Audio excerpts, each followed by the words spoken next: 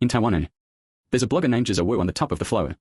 The daily live broadcast is dominated by various scaremongering, including, but not limited to, exploring the crime scene, sleeping in the dead body freezer at the morgue down road, and his most famous live broadcaster, the one on August 17, 2019, when he was exploring the mountains, came across an abandoned house. There's a coffin inside. Little Yugen on a whim, boldly sat down on the coffin and eat meat zonzo, chat with friends while eating. In the middle of the game, it was over 20:000. I'll lie down and eat. There is no shortage of people who are curious, though it was late at night. But the broadcast room still quickly filled with 800,000 people. Xiao Wu did lie in and threw out the clothes inside. I even started talking to the people inside. This bold move let Xiao Wu ascend the peak directly. It went viral. He even shared a live broadcast with Taiwanese actor Wu Chengxian. What do you do when you're on fire? Cargo to be brought. The next few days were extremely busy for Xiao Wu. Choose during the day and live at night. But it was on a live broadcast on August 27 th. Xiao Wu was suddenly broke into the three strong men away. At first people thought it was the whole thing. The whole thing or the shit. Xiao Wu did not come back until half a day later. I knew something was really wrong. CAI was found at 4 a.m. on the 28th and taken to the hospital.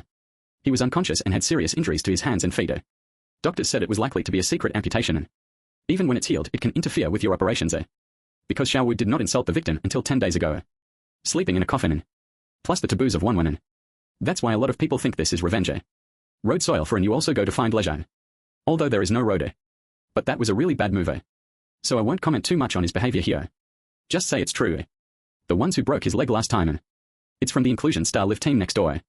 Because he and Wu live streamed the delivery. Sold the same item. But Xiao Wu's is cheaper. So it's revenge. That's when a wise friend might ask. So this is about his tamales. What? Clickbait retracted the visa. Don't worry. These two things are related. First, a brief explanation. Live people interrupt small Europe hands and feet called Hong Jiangxian. He's the founder of Inclusive New Live Streaming. And Wu's former partner. But the way the two of them live. Or the whole paranormal adventure thing. All by the other partner. Mr. Lee, who didn't want to give his name. In the early days, the two collaborated to set up the Inclusive New Live Streaming network. And Xiao Wu was a late addition. The three are partners and friends. And I'm still a mentor. The cooperation went well at first. But in the later stage, this Hong Jin Hyan is a little crazier. In order to bet on power, he smeared his colleagues and forced Li Mao away. Small Europe in the late can only be forced to withdraw from the group. When you get out of here, O's on his own. He started his own paranormal adventure channel. But anyway, both live in the same category. The user pool is the same. It's just one pot of rice. The one who eats more must eat less. After all, Hong has been operating for many years. At first he didn't care about Xiao Wu. But later, Xiao Wu's feat of eating meat while lying in a coffin. The number of people streaming instantly exceeded 800,000. This has a great impact on the flow of Hong Jiangxian. Even to other paranormal bloggers. It also poses a great threat. Therefore, Hong Jiangxian later moved the idea of waste Xiao Wu. This time, he was mostly targeting the hands and feet. And made Xiao Wu's mouth swell up. The goal is to keep him in permanent pain. Out of business. His inner thoughts were like this. I brought you out in the first place.